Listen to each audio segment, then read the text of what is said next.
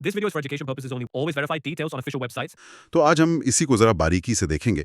ये सिर्फ एक सरकारी नौकरी का विज्ञापन नहीं है, बल्कि ये समझने का एक मौका है कि नाबार्ड जैसे बड़े संस्थान को आज कैसे लोगों की जरूरत है। बिल्कुल। ये जो भर्ती है ये डेवलपमेंट असिस्टेंट और डेवलपमेंट असिस्टेंट हिंदी के पदों के लिए है। और जब हम इसकी एक एक डिटेल्स में जाएंगे ना, तो पता चलेगा कि हर नियम, हर शर्त के पीछे एक सोची समझी वजह है। ये सिर्फ परीक्षा पास करने की बात नहीं है, ये उस रोल को समझने की बात है। तो चलिए फिर एक उम्मीदवार की नजर से ही देखते हैं इस पूरे सफर को। सबसे पहला सवाल जो किसी के भी मन में आता है, क्या मेरे लिए यहाँ कोई मौका है? मतलब वैकेंसी कितनी है और कहाँ है? देखिए, कुल मिलाकर 162 पद हैं। इसमें से ज्यादातर मतलब 159 पद डेवलपमेंट असिस्टेंट के लिए हैं और 3 पद जो हैं वो खास तौर पर डेवलपमेंट असिस्टेंट हिंदी के लिए हैं। लेकिन यहाँ एक दिलचस्प बात है। क्या? ये वैकेंसी किसी एक जगह के लिए नहीं है। ये पूरे भारत में नाबार्ड के जो अलग अलग रीजनल ऑफिस हैं उनमें बटी हुई हैं। हाँ, मैंने भी लिस्ट देखी और ये बंटवारा काफी अनइवन है। जैसे महाराष्ट्र के लिए सबसे ज्यादा 48 पद हैं, शायद मुंबई हेडक्वार्टर की वजह से होगा। वहीं यूपी में 11 और एमपी में 10 हैं, लेकिन कई राज्यों में तो सिर्फ 1 या 2 ही सीट हैं। ये तो उम्मीदवार के लिए एक बड़ा फैसला बन जाता है। बिल्कुल, और यही पहला स्ट्रैटेजिक पॉइंट है। उम्मीदवार को सिर्फ ये नहीं देखना कि वैकेंसी है, ये देखना है कि उनके अपने राज्य में कितनी है। जहां सीटें ज्यादा हैं वहां शायद मौके ज्यादा होंगे, लेकिन कंपटीशन भी उतना ही होगा। और जहां 1-2 सीटें हैं वहां तो बेस्ट ही देना होगा। सही कहा। तो आवेदन करने से पहले नोटिफिकेशन में जो राज्यवार टेबल दी है उसे बहुत ध्यान से देखना जरूरी है।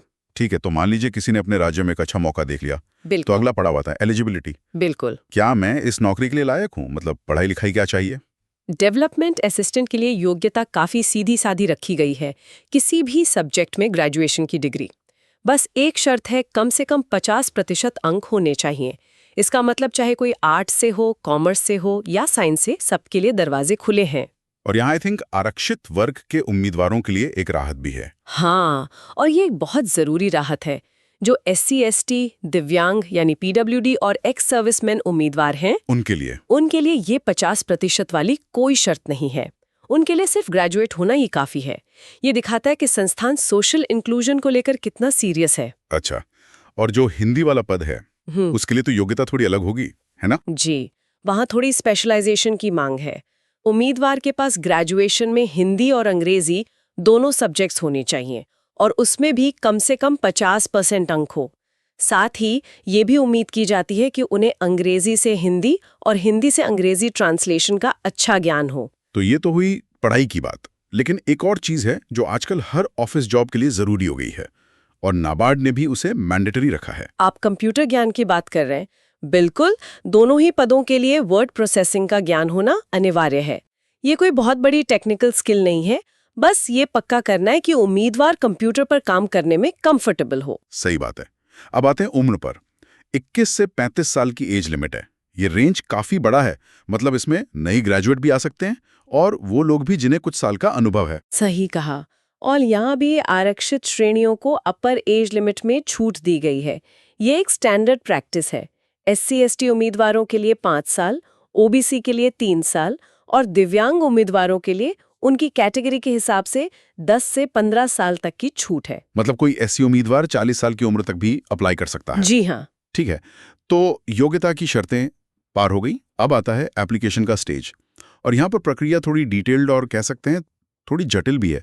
ऐसा लगता है जैसे नाबार्ड पहले ही स्टेप में उम्मीदवार का धैर्य और डिटेलिंग पर ध्यान देने की क्षमता परख रहा है। आपने बिल्कुल सही पकड़ा। आवेदन सिर्फ ऑनलाइन होगा नाबार्ड की वेबसाइट से। तारीखें हैं 17 जनवरी से 3 फरवरी 2026 तक। लेकिन असली चुनौती है डॉक्यूमेंट्स अपलोड करने में। सिर्फ फोटो और सिग्नेचर नहीं है। हाँ, मैंने भी देखा। फोटोग्राफ, काले इंक से किया हुआ सिग्नेचर, बाएं हाथ के अंगूठे का निशान और एक हाथ से लिखा हुआ डिक्लेरेशन। एक मिनट, लाइव फोटो? फॉर्म भरते समय सेल्फी लेनी होगी? ये तो मैंने पहली बार सुना है। जी हाँ, सेल्फी ही समझ लीजिए। वेबकैम या मोबाइल से एक लाइव फोटो खींचकर अपलोड करनी होगी। इसका सीधा साधा मकसद फ्रॉड को रोकना है। ये पक्का करना है कि जो व्यक्ति आवेदन कर रहा है वही परीक्षा देने भी आए। अच्छा, ये तो काफी स्मार्ट तरीका है। हाँ, अंगूठे का निशान और लाइव फोटो जैसे कदम भर्ती प्रक्रिया को ज्यादा सिक्योर और ट्रांसपेरेंट बनाते हैं। और वो हाथ से लिखा हुआ डिक्लेरेशन जिसे अंग्रेजी में ही लिखना है, उसका क्या मतलब है? वो एक तरह का शपथ पत्र है जिसमें उम्मीदवार डिक्लेयर करता है कि सारी जानकारी सही है। इसे खुद की हैंडराइटिंग में लिखने का मकसद उम्मीदवार की राइटिंग की एक झलक पाना है और एक और लेवल पर उसकी पहचान को वेरीफाई करना है। और ध्यान रहे, इन सभी डॉक्यूमेंट्स के साइज, डायमेंशन के बारे में बहुत साफ निर्देश है। एक भी चीज गलत हुई तो आवेदन रिजेक्ट हो सकता है। तो बहुत ध्यान से करना होगा ये सब। अब आते हैं सबसे जरूरी सवाल पर, पैसे कितने लगेंगे? एप्लीकेशन फीस क्या है? यहाँ भी कैटेगरी के हिसाब से फर्क है। SC, ST और दिव्यांग उम्मीदवारों के लिए सिर्फ 100 रुपए का इंटीमेशन चार्ज है। मतलब कोई एप्लीकेशन फीस नहीं? नहीं, बाकी सभी के लिए 450 रुपए की आवेदन फीस और 100 रुपए का इंटीमेशन चार्ज, यानी कुल 550 रुपए, और उस पर GST अलग से। ठीक है, तो आवेदन की ये सारी बाधाएं पार करने के बाद असली मुकाबला शुरू होता है, सिलेक्शन प्रोसेस। ये भी एक लंबी दौड़ है। हाँ, ये एक मैराथन है, स्प्रिंट नहीं। पहला स्टेज है प्रिलिमिनरी परीक्षा। इसे एक तरह का एंट्री गेट समझिए। ये 100 नंबर का एक ऑनलाइन टेस्ट होगा जिसके लिए 60 मिनट मिलेंगे। इसका मकसद सिर्फ भीड़ कम करना है और सीरियस उम्मीदवारों को छांटना है। इसका मतलब इसके नंबर फाइनल सिलेक्शन में नहीं जुड़ेंगे? बिल्कुल नहीं, ये सिर्फ क्वालिफाइंग है। आपके नंबर चाहे कट ऑफ से 1 ज्यादा हो या 20, कोई फर्क नहीं पड़ता। असली रेस तो मेन परीक्षा से शुरू होती है। और प्री एग्जाम में पूछा क्या जाएगा? जनरल पोस्ट के लिए 3 विषय हैं, अंग्रेजी, न्यूमेरिकल एबिलिटी यानी गणित और रीजनिंग। और यहाँ नेगेटिव अंक कटेंगे। नेगेटिव मार्किंग का मतलब है कि सिर्फ सही जवाब देना ही नहीं बल्कि गलत जवाब देने से बचना भी एक स्ट्रैटेजी है। बिल्कुल। ये सटीकता को रिवॉर्ड करता है। बैंक ऐसे उम्मीदवार चाहता है जो भरोसेमंद हो, न कि जो हर चीज पर तुक्का मारे। सही बात है। बैंकिंग में एक छोटी सी गलती भी भारी पड़ सकती है। ये परीक्षा उसी माइंडसेट को परखती है। बिल्कुल। तो जो लोग इस एंट्री गेट को पार कर लेंगे वे पहुंचेंगे मेन परीक्षा में। और जैसा आपने कहा, असली मुकाबला यही है। ये कैसा होगा? मेन परीक्षा ज्यादा बड़ी और डिसाइडिंग है। इसमें 200 अंकों के सवाल होंगे। इसमें reasoning, quantitative aptitude, general awareness और कंप्यूटर नॉलेज के ऑब्जेक्टिव टेस्ट के साथ साथ अंग्रेजी का एक डिस्क्रिप्टिव यानी लिखने वाला टेस्ट भी होगा। अच्छा, तो डिस्क्रिप्टिव टेस्ट भी है। मतलब सिर्फ गोले भरने से काम नहीं चलेगा, लिखने की कला भी आनी चाहिए। सही पकड़े। इस डिस्क्रिप्टिव टेस्ट में निबंध, प्रेसी राइटिंग और लेटर राइटिंग जैसे विषय होंगे। ये उम्मीदवार की भाषा पर पकड़ और अपने विचारों को सही ढंग से लिखने की क्षमता को परखता है, जो कि एक डेवलपमेंट असिस्टेंट के लिए जरूरी भी है। बहुत जरूरी है। उसे कई तरह की रिपोर्ट्स और पत्र लिखने पड़ सकते हैं। लेकिन कहानी यहाँ भी खत्म नहीं होती। मेन परीक्षा में अच्छे नंबर लाने के बाद भी एक और आखिरी दरवाजा है जिसे पार करना है, लैंग्वेज प्रोफिशिएंसी टेस्ट यानी LPT। जी, और मेरी नज़र में ये इस पूरी भर्ती प्रक्रिया का सबसे महत्वपूर्ण और सबसे दिलचस्प हिस्सा है। ये LPT सिर्फ एक नियम नहीं है, ये नाबार्ड की पूरी फिलॉसफी को दिखाता है। वो कैसे? थोड़ा समझाइए। देखिए, नाबार्ड का काम जमीनी स्तर पर है, ग्रामीण भारत में। सोचिए, एक अधिकारी जिसे स्थानीय भाषा नहीं आती, वो महाराष्ट्र के किसी गांव में किसान से लोन या किसी योजना के बारे में कैसे बात करेगा? ये टेस्ट उन उम्मीदवारों के लिए है जिन्होंने अपने राज्य की ऑफिशियल भाषा को 10वीं या 12वीं में नहीं पढ़ा है। ये पक्का करता है कि कर्मचारी सिर्फ फाइलें ना समझे बल्कि लोगों को भी समझे। और ये सिर्फ एक फॉर्मेलिटी नहीं है, इसमें पास होना अनिवार्य है। अनिवार्य से भी ज्यादा, अगर कोई मेन परीक्षा में टॉप करता है लेकिन LPT में फेल हो जाता है तो उसे नौकरी नहीं मिलेगी। सच में? हाँ, उसकी उम्मीदवारी वहीं पर रद्द हो जाएगी।